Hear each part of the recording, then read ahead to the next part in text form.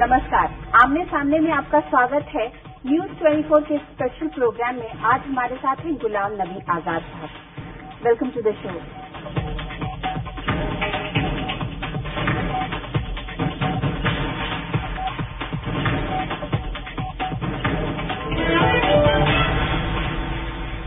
आप जब से हेल्थ मिनिस्टर बने तो बोलते हैं ना, सिर मुंडाते ओले पड़े।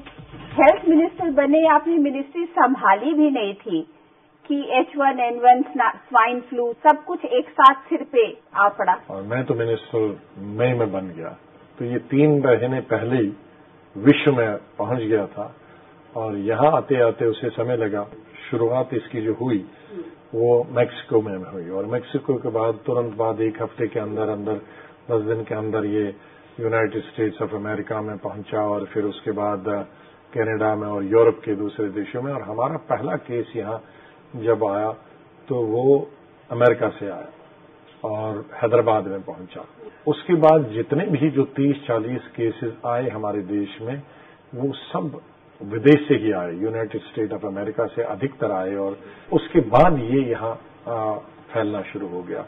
लेकिन इतना कह सकते हैं कि हमारे मुल्क ने और हेल्थ मिनिस्ट्री ने जिस हिम्मत के साथ और जिस दृढ़ता के साथ और जिस बहादुरी के साथ इसका मुकाबला किया है और इसके फैलाव को रोका है, शायद ही दुनिया के किसी भी देश, चाहे वो अमेरिका हो, वो कनाडा हो, बर्तानिया हो या कोई भी देश हो, उसको रोकने में सफल नहीं हुआ। जिस तरह से दुनिया के दूसरे देशों में फैला है उस गति से हमने इसको फैलने नहीं दिया। लेकिन इंडिया के हिसाब से उसकी गति और लोगों का ये मानना है कि कहीं न कहीं हेल्थ मिनिस्ट्री शुरू में चूंकि पूरी तरह को कंट्रोल में नहीं कर पा रही थी चीजें, इसलिए यहाँ तक की स्थिति भी पहुंची है।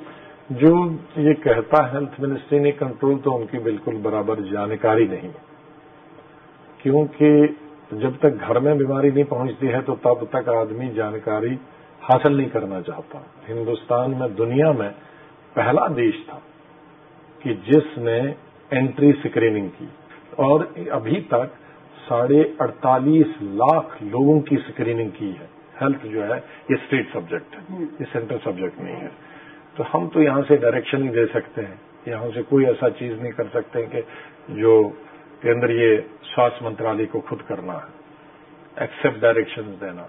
तो जो चीजें जो हमें करनी है उसमें तो हम कर रहे हैं, लेकिन जो अधिकतर जो चीजें हैं वो जो राज्य सरकारों को करने हैं। WHO की रिपोर्ट आई है कि जब ठंड आएगी तो इसका प्रकोप और ज्यादा बढ़ेगा। उसके ऊपर कौन से बड़े लेवल की पैमाने की तैयारी की गई है? क्योंकि लोगों का ये कहना है कि जिस तरह की फैसिलिटीज बाहर के देशों में हमारे देशों में नहीं है और अगर ये और बढ़ता चला गया तो इस महामारी से कंट्रोल करने के लिए हमारे पास कोई ऐसा उपाय नहीं। इतनी आबादी होने के बावजूद भी और इतने साधन कम होने के बावजूद भी, इतने स्वास्थ्य से संबंधित जो सुविधाएं हैं वो कम होने के बावजूद भी न होने के बराबर अभी अगर आप देखेंगे संख्या, तो उसका कारण यही है कि हमारी गवर्नमेंट सतर्क थी और यहाँ जो करना था हमें, चाहे वो एंट्री स्क्रीनिंग करनी थी या उनको रोकना एक।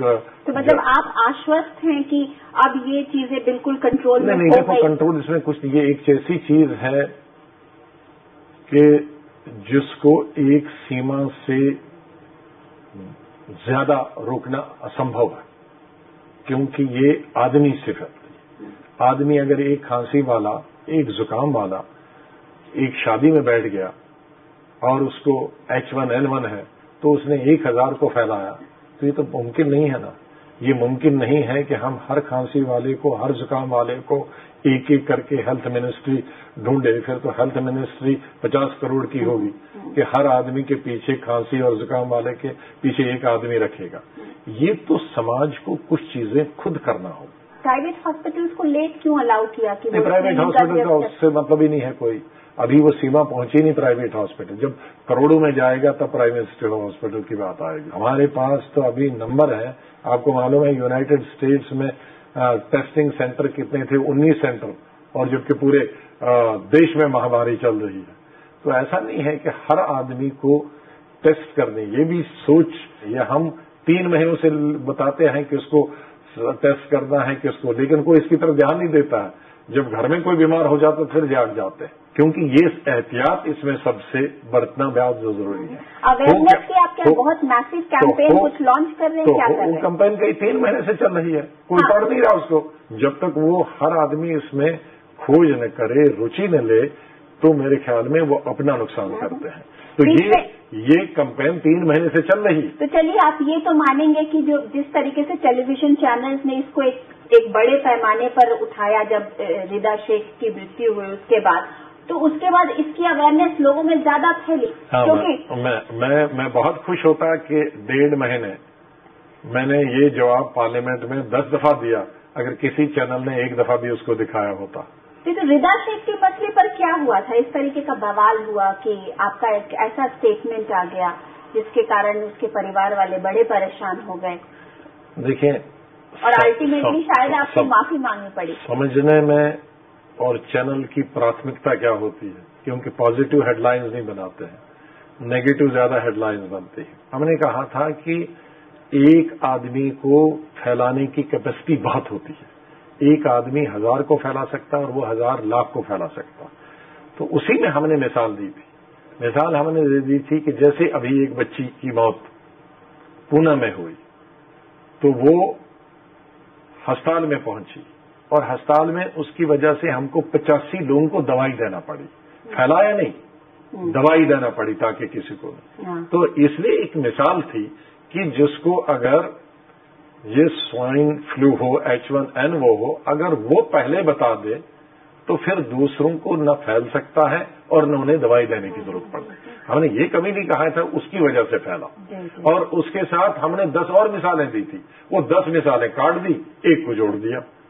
तो ये तो आपका फैमिली प्लानिंग के ऊपर भी एक आपका स्टेटमेंट आया था कि लोगों को बिजली होनी चाहिए, इससे लोग टीवी देखेंगे तो बच्चे कम पैदा होंगे। एक ये, और दूसरा ये कि लोगों को ज्यादा उम्र में शादी करनी चाहिए, ज्यादा उम्र में शादी करेंगे तो बच्चे कम पर। तो फैमिली प्लानिंग को लेकर के आपको नहीं लगता है कि इतने बड़े और इतने इम्पोर्टेंट मसले को एक इस हंसी और मजाक के तरीके से पेश किया जा रहा है? ये सर्वे है न्यूयॉर्क में, 1 घंटे के लिए बिजली चली गई थी और उस घंटे में उस साल बच्चों की संख्या उससे कई गुना ज्यादा हो गई थी। अब जिनको मालूम ही नहीं है उनको क्या पता है। और जो एज है, ये तो हमारी मिनिस्ट्री का प्रोग्राम है, मेरा नहीं है। अब जिनको मालूम ही नहीं है तो उनको क्या सुनाए, भैंस के आगे बीन बजाना। एक्सपर्ट तो ये कहते हैं कि अगर आप ओल्ड एज मतलब 30 के बाद ही बच्चे पैदा करेंगे तो बच्चों में जेनेटिक जीन के प्रॉब्लम हो सकती है। मेरे बच्चे में कोई जेनेटिक नहीं है। मैंने 30 साल की बात की है। ये तो भय है, वहम है, और दुनिया में 30 साल के बाद ही करते हैं। और मैंने 30 साल भी नहीं कहा, मैंने 21 और 18 की बात की। तो ये जो आपको एक्सपर्ट बताते हैं, ये उनकी मानसिकता में कुछ सोच में कुछ तब्दीली है। To watch more, log on to www.news24online.com.